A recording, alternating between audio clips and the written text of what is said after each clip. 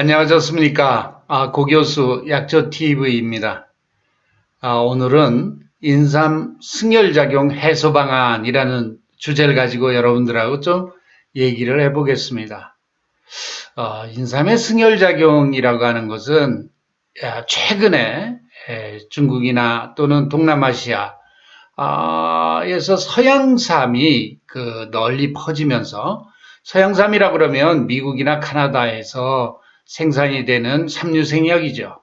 이것이 널리 유통이 되면서 고려인삼은 승열에 부작용이 있다. 이렇게 널리 홍보를 하면서 아메리칸 진생, 즉 서양삼을 많이 유통시키고 있습니다.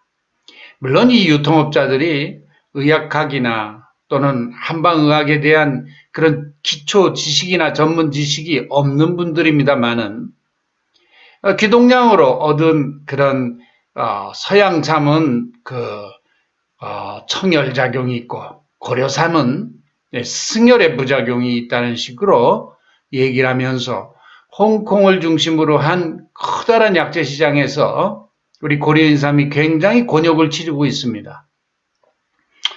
이런 상황에서 우리는 어떻게 전략적으로 우리 고려인삼을 우리가 설명을 하고 승열의 부작용이라는 것이 과연 무엇인가에 대해서 설명을 해주지 않고는 아시아 제국에서 우리 고려인삼의 위상이 상당히 흔들릴 수 있다는 관점에서 오늘 제가 이 동영상을 제작하고자 합니다. 부제목으로 수삼, 미삼, 산양삼은 승열작용이 없다라고 제가 단언을 해서 부제목에 못을 박아놨습니다. 우리 고려인삼이라 하더라도 이것이 채굴한 바로 사용하는 수삼이나 또는 잔뿌리로 이루어져 있는 미삼이나 또는 산에서 재배하는 산양삼의 경우는 아무리 한방의학에서 고려인삼이 따뜻하고 승열에 부작용이 있다라고 하더라도 일부 체질입니다. 제가 강의 내용 중에 설명을 하겠습니다만은 이 세 가지 고려인삼은 승열작용이 없다라고 제가 단언을 했습니다. 이 근거는 과거에 한의서에 기록되어 있는 기록을 제가 면밀히 검토해서 이 고려인삼의 승열의 부작용이라고 하는 것을 해소할 수 있는 방안을 제시하고자 합니다.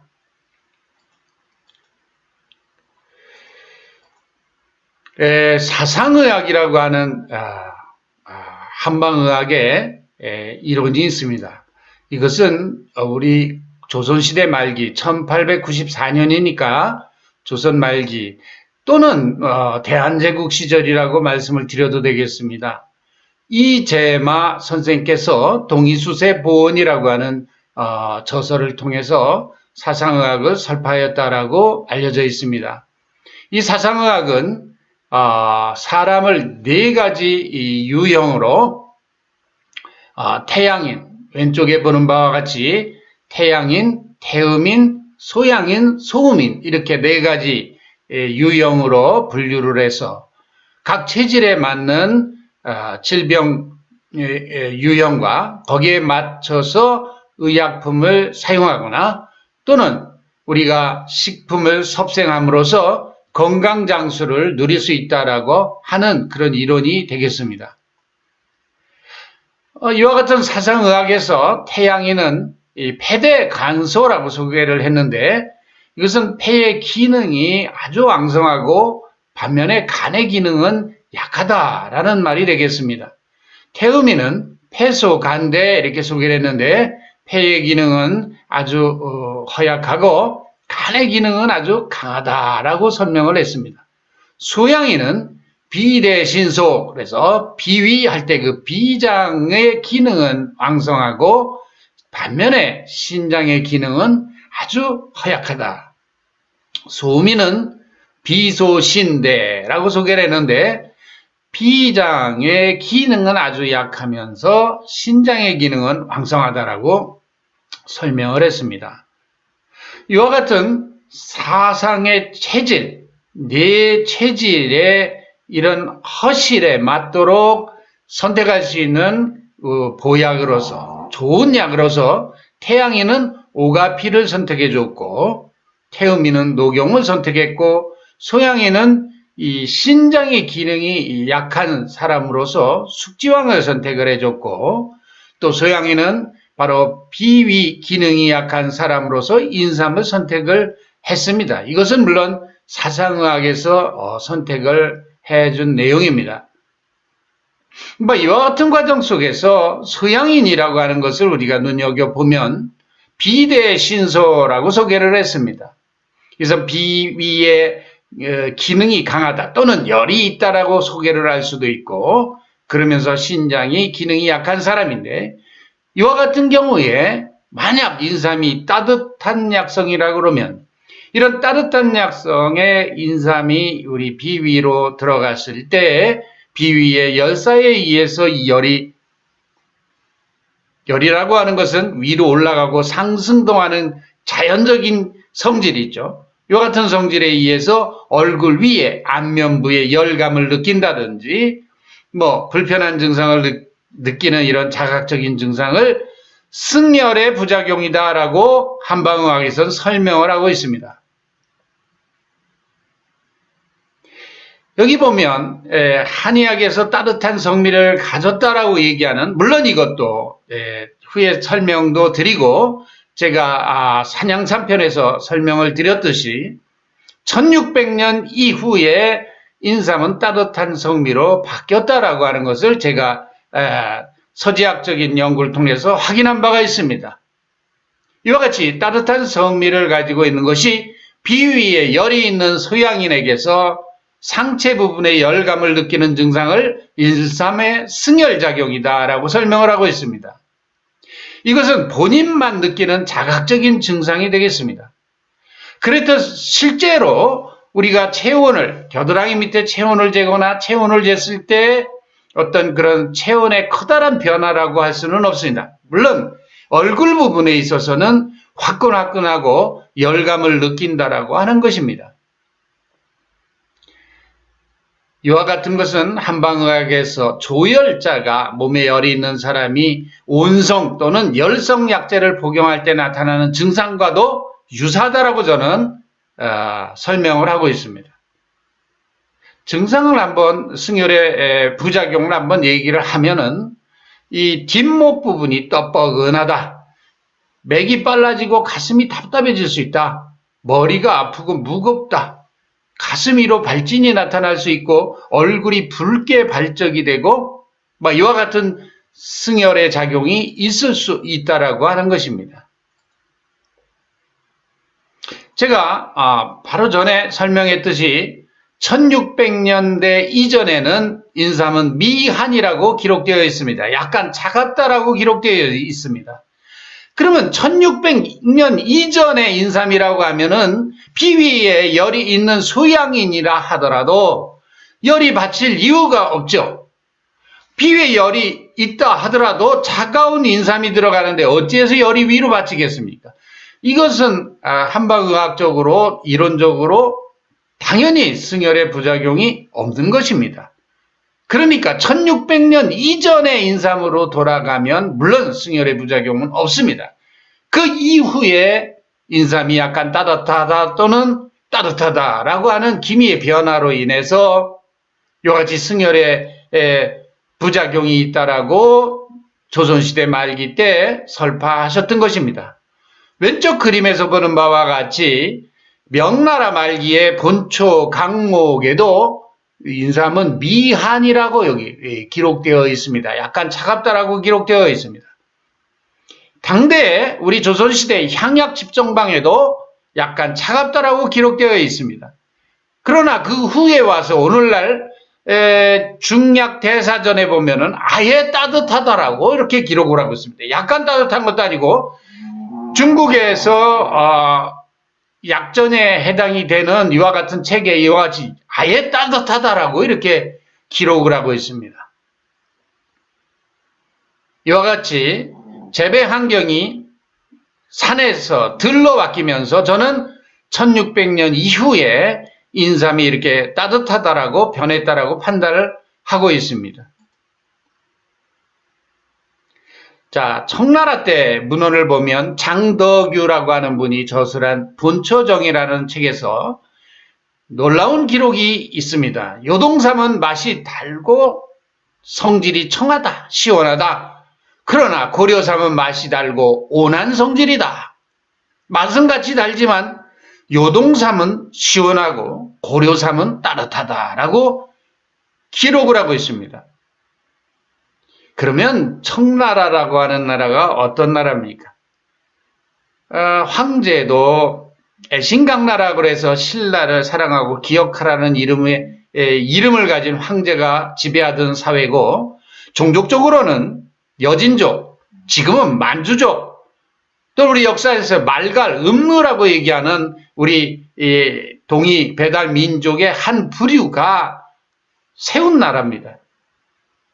우리는 국민학교, 초등학교 때부터 우리는 식민사관에 의해서 찌들은 역사를 공부했기 때문에 청나라는 중국이라고 공부를 했습니다. 금나라도 중국이고.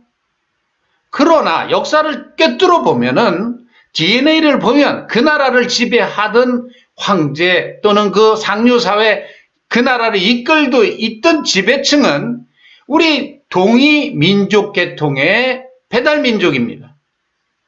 청나라가 망한 다음에 여러분들 기억하시겠지만 나중에 최후의 황제 후이가 김씨로 나중에 돌아가지 않습니까? 청나라 황제는 김씨들입니다. 김씨가 어째 중국인입니까?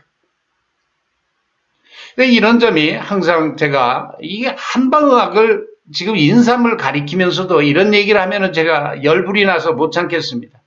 우리 역사는 언젠가 반석에 올려야 됩니다. 잘못된 식민사관을 타파해야 됩니다.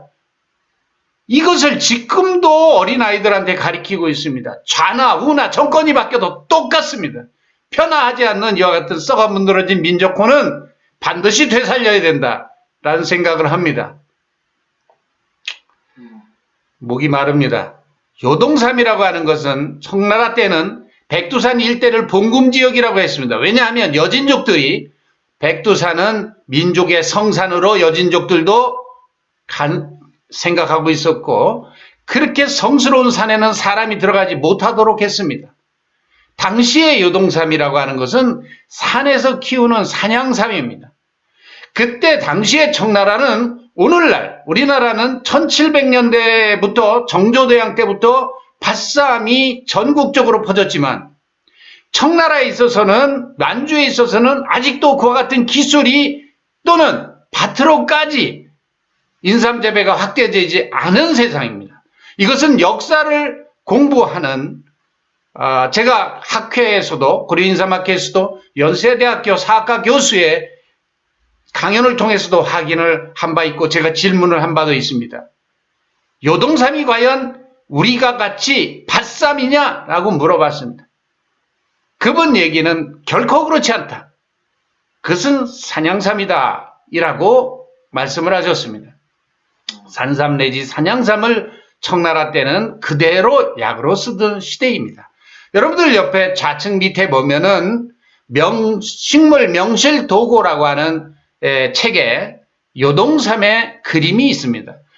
그림은 꽃도 그렇고 지금의 현대 인삼의 모습하고 유사하게만 그렸습니다만은 모습을 보면 이 뇌두가 있고 횡추가 있습니다. 가로로 이렇게 무늬가 있죠. 가로로 이렇게 무늬가 있는 걸 횡추라고 합니다.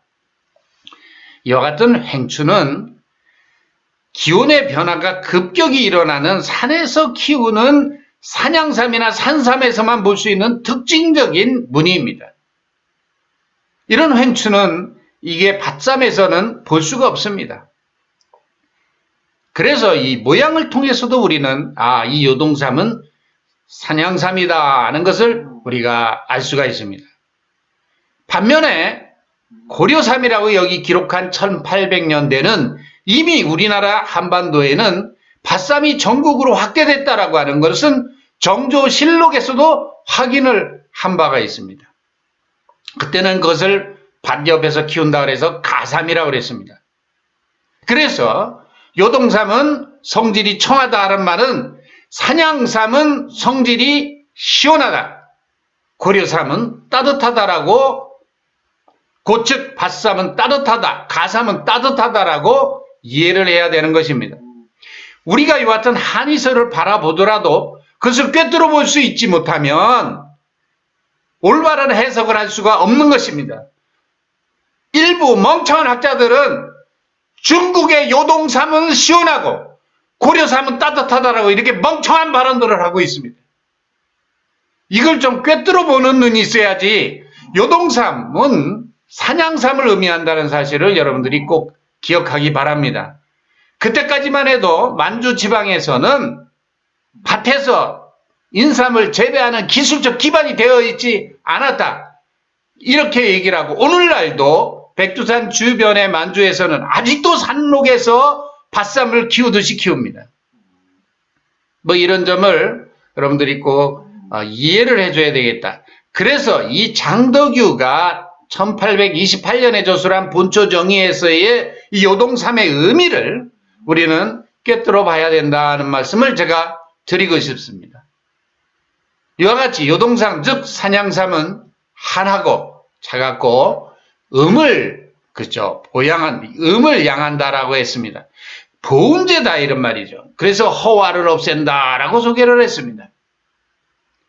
이와 같은 기능은 마치 아메리칸 진생이 폐에 음액을 넣어준다라고 하는 청나라 시대 때 본초 종신이나 본초 강목 수위에서 말하는 서양삼의 효능과도 일부 유사하게 일치하고 있습니다. 그런 점에서 이것은 보음작용이 있다라고 하는 것은, 이것은 산양삼의 효능으로 우리는 이해를 해야 되겠고, 산양삼은 미한으로 보음작용이 있고, 고려삼은, 즉 밭재배삼은 미온, 약간 따뜻함으로써 보기작용을 갖는다라고 해석을 해야 되겠습니다. 원기를 크게 보하는 보기제로서의 효능을 갖는다라고 설명을 할 수가 있습니다. 따라서 산양삼은 우리 반도 내에서 대한민국에서 나는 산양삼이라 하더라도 이와 같은 차가운 기운을 이용해서 고려인삼의 승열의 작용을 해소할 수 있는 삼류생약이라고 하는 것은 명백한 사실이다, 이렇게 말씀을 드릴 수가 있겠습니다. 다음으로 청나라의 본경봉원이라고 하는 책에서 미삼, 인삼수라고 소개를 했는데, 인삼의 수염뿌리를 말합니다. 잔뿌리를 말합니다. 이 미삼은 맛이 쓰고, 그리고 구역질이나 기침에서 피가 나는 증상을 낫게 한다는 말입니다. 그러니까 기침하면서 피가 나온다, 그럼 폐에 염증이 있는 것이고 기관지 염증이 있는 거 아니겠습니까? 오늘날 코로나 팬데믹 하에서 여러분들 폐렴으로 많이 사망을 하지 않았습니까? 이와 같이 폐나 기관지의 염증을 해소해 줄 수 있는 것이다. 다른 말로 열을 칠 수 있는 성질, 산하다, 차갑다라는 얘기 되겠습니다. 즉 미삼은 성질이 차다라고 할 수가 있고, 여기 본경봉원에 미삼은 쓴맛으로, 그렇죠, 보음하면서 차가운 성질을 의미한다라고 소개를 하고 있습니다. 그리고 본초편독이라고 하는 책에서 하행하는 성질이 있다고 그랬습니다. 밑으로 내려가는 성질이 있다. 자, 승열의 부작용은 열이 비위로부터 얼굴 위로 밭이 위로 올라가는 작용이 있으므로 해서 머리가, 얼굴이 뻘겋게 되고 두중감이 있고 한다는 거 아닙니까? 이것은 한의과 대학에서 줄곧 가리키는 얘기들입니다. 소양인들한테, 소양인은 비위에 열이 있어서 따뜻한 인삼을 먹으면 열이 위로 받친다는 겁니다. 한의학적으로 틀린 얘기는 아닙니다만은, 여기서 말하는 미삼의 경우는 차다라고 하지 않습니까? 차기 때문에 고려인삼이라 하더라도 차기 때문에 하행하는 성질이 있다, 끌어내린다, 끌어내리는 성질이 있다라고 하는 것입니다. 자, 청나라의 본초 종신에 보면 미삼은 진액을 생성하고 기를 보양한다, 진액을 생성한다, 그죠, 보음한다 라는 말하고도 일치되는 말이고, 또 본초정이라는 책에서 미삼은 허화가 바치고 허열이 위로 바친다, 이 허화 또는 허열이라는 한방적 용어는요, 우리가 보통 인체 내의 아랫부분, 이 동영상에서 다 설명할 수는 없지만 심폐가 위에 있으면 비위, 그 밑에 신장, 간장, 이 신장과 간장이 있는 부분을 하초라고 설명할 수 있습니다만, 이와 같은 신장, 간장의 음액이, 다른 말로 협의적으로 호르몬이 부족하게 될 경우에 상초로 불편한 증상, 허열이 받치는 증상이 나타납니다. 가슴이 두근거리고, 가슴이 망동하고, 가슴이 답답하고, 머리가 아프고, 어지럽고, 이런 허열의 증상이 나타난다고 합니다. 그 원인은 하초, 즉 신장, 간장, 특히 신장의 물질액이 부족할 때, 음액이 부족할 때 이런 증상이 온다라고 설명을 하고 있습니다. 이와 같이 미삼은 이렇게 허열이 받치는 것을 내리게 해준다는 말이 되겠습니다.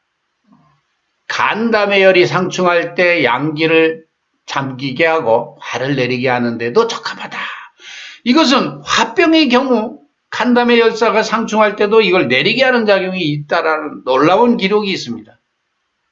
이와 같이 미삼은 따뜻한 것이 아니라 차갑고 보음하고 내려가게 하는 하행성 성질이 있기 때문에 저는 단언컨대 승열의 부작용이 없는 삼류생약이라고 말씀을 드릴 수가 있습니다.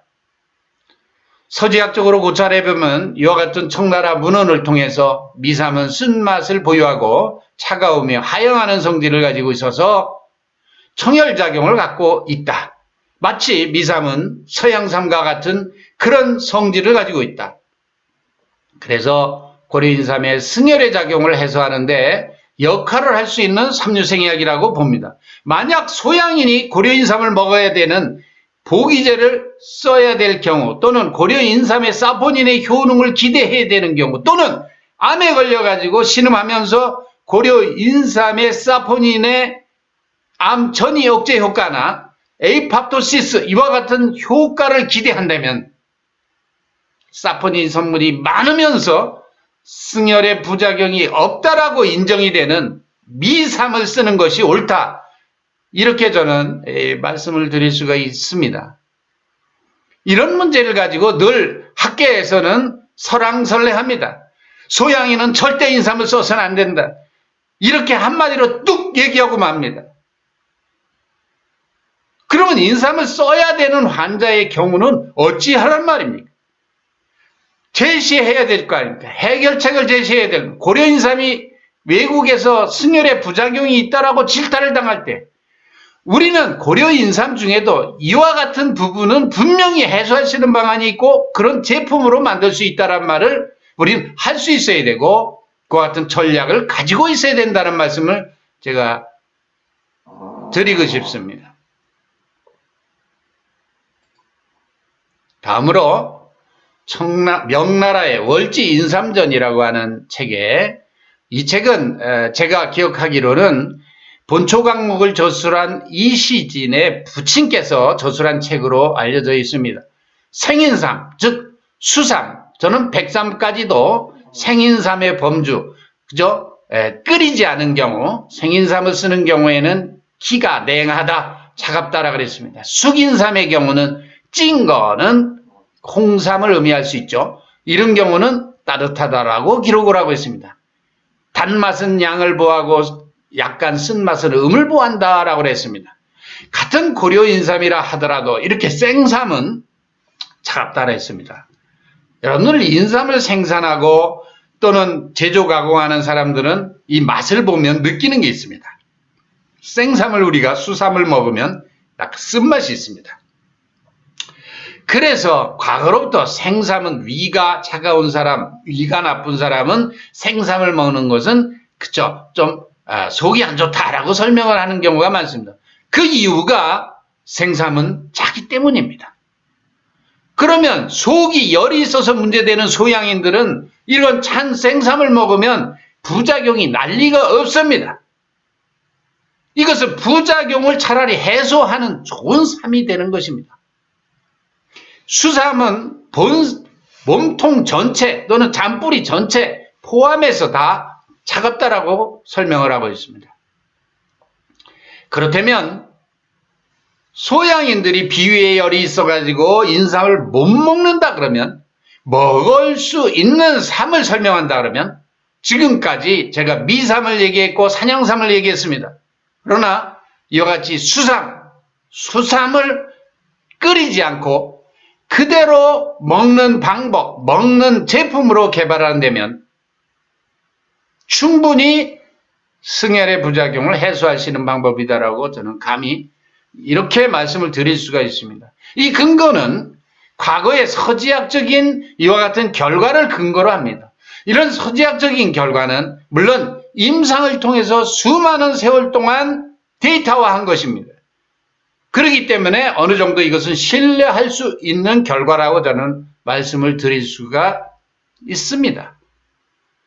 승열작용이 과연 뭐냐에 대해서 국회 재헌기념관에서 전문가들이 모여서 많은 토론을 하고 이 문제를 해결할 수 있는 방안을 제시하기 위해서 많은 학자들이 노력이 있지만은 분명히 과거의 한의설을 꿰뚫어 보면은 그 가운데 우리는 이것을 해결할 수 있는 방법이 있다라고 하는 겁니다. 이 얘기 들어보면 고 교수 당신은 말이야 고려인삼이 승열의 부작용이 있다는 말이야? 그런 얘기 아닙니까? 그거는 한의학적으로 한의과대학에서 한의사 선생들이 늘 하는 말이지 않습니까? 그러면 한의학이라고 하는 그런 카테고리의 학문 안에서 있다고 하는 걸 무조건 없다고 한다고 해서 그게 없어지는 겁니까? 승열의 부작용이 과연 무엇인가를 꿰뚫어보고 그걸 해소하는 방안을 제시하는 것이 그것이 국민을 위한 것이고 국가를 위하는 것이 아니겠습니까? 무조건 없다라고 하는 것이 국가를 위하는 것입니까? 우리나라의 산업계가 전부 이럽니다. 무조건 없다 그럽니다. 그러면 뒤에서 이런 한의학을 공부하신 분들은 무식하다 이런 말을 합니다. 몰라서 저런다. 저 사람들 사람 잡을 사람들이네. 이렇게 얘기를 듣습니다. 이래서는 안 됩니다. 21세기를 살아가는 우리들이 명확하게 학문적으로 이론적으로 이치에 맞고 이것을 해소할 수 있는 방안을 제시해야 됩니다. 그런 점에서 생삼, 즉 수삼을 이용한 수삼을 찌거나 끓이거나 이렇게 해서 제품 만든 것은 온하다라고 해석을 하고 있습니다. 여기서는. 그렇기 때문에 이것을 그대로 이용할 수 있는 방법. 지금 민간에 유통되는 것은 꿀에다가 수삼을 넣어서 유통이 되고 있죠. 이런 제품, 물론 꿀도 따뜻하기 때문에 이거가 합쳐지면 차갑다라고 하기에는 좀 무리가 있습니다만은 또는 백삼을 그대로 분말화해서 그대로 섭취하도록 한다든가 또는 수삼을 그대로 동결 건조해가지고 가루를 내서 요새 나노 기술이 하도 발전되니까 흡수를 용이하게 해가지고 캡슐에 넣어서 복용하게 한다는 물론 식품에서는 섭취라고 합니다. 이와 같은 방법을 이용하면 저는 몸통이든 잔뿌리든 승열의 부작용을 해소할 수 있는 방법이라고 말씀드릴 수가 있겠습니다. 자, 청나라의 본초비어라는 책에 센 것은 수삼은 달고 쓰다, 약간 냉하다, 가열한 것은 달고 은하다라고 기록하고 있습니다. 본초 편독에도 별직삼, 즉 홍삼입니다. 이것은 고려에서 나왔으며 온열한 성질이다라고 기록을 하고 있습니다. 따라서 고려인삼의 승열작용을 해소하기 위해서는 생인삼, 즉 수삼의 차가운 기운을 이용하여 화를 사하는 방법이 가능할 것으로 사료된다. 이것은 제가 인삼문화라고 하는 인문사회적인 논문에 제가 기록을 했던 내용입니다. 오늘 결론입니다. 서지학적인 고증을 통해서 우리는 인삼의 승열작용을 해소할 수 있는 방안을 찾아낼 수 있었습니다. 그것은 미삼과 수삼과 산양삼을 이용한 제품으로 우리 고려 인삼의 승열의 부작용을 해소할 수 있다라고 저는 말씀드리겠습니다. 고려 인삼이 따뜻하다 그래서 고 교수 나쁜 거야? 그렇지 않습니다. 여러분들 베트남에서 최근 고려 인삼이 많이 유통이 되고 있습니다. 왜 그렇습니까? 베트남 사람들은요, 고려 인삼 먹으면 굉장히 좋습니다. 왜? 남방 사람들은요, 속이 차가워지기 때문입니다. 뜨거운 데 사는 사람들은 속이 차가워집니다. 우리 한국인도 여름에는 속이 차가워지기 때문에 여름에 뜨거운 삼계탕을 먹었습니다. 우리 민족이 지혜가 있는 겁니다. 겨울에 추워지면 속이 번열감이 있기 때문에 겨울엔 물냉면을 먹는 것이 평양 사람들의 지혜였던 것입니다. 이것이 우리 건강을 지키는 양생법인 것입니다. 아니, 고 교수, 거기 날씨가 따뜻하면 왜 속이 차가워? 그 설명 좀 해보세요. 제가 한번 설명을 해볼까요? 여름에 바깥은 뜨거운데 우물안은 시원합니까? 뜨겁습니까? 시원하게 느끼죠. 동굴 안에 들어가 보세요. 여름에 동굴 안은 시원합니다. 우리 몸도 마찬가지로 바깥이 뜨거우면 속은 차가워집니다. 그걸로 인해서 건강을 손상당하는 경우가 많습니다. 그래서 저 남방에 사는 사람들은 맥주조차 차게 안 먹습니다. 맥주를 따뜻하게 먹는 사람들입니다. 왜? 남방의 속이 차가워지기 때문입니다. 그 사람들이 이상한 것이 아니라 기후에 따른 사람 인체의 변화입니다.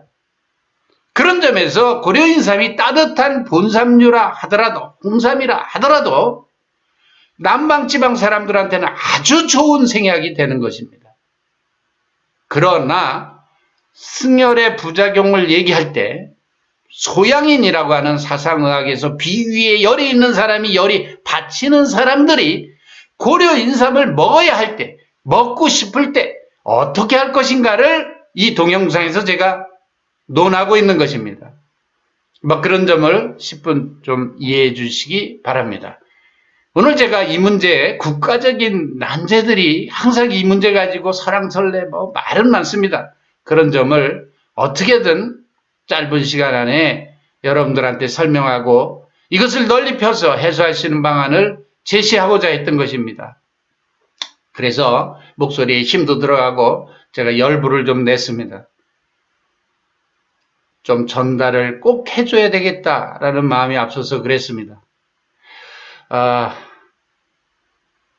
널리 이와 같은 지식을 홍보하고 여러분들이 고려인삼의 세계화, 고려인삼을 통한 대한민국 천연물 부국의 실현을 위해서 다 같이 노력하는 그런 자세를 견지하고 서로 힘을 합칩시다. 수고했습니다.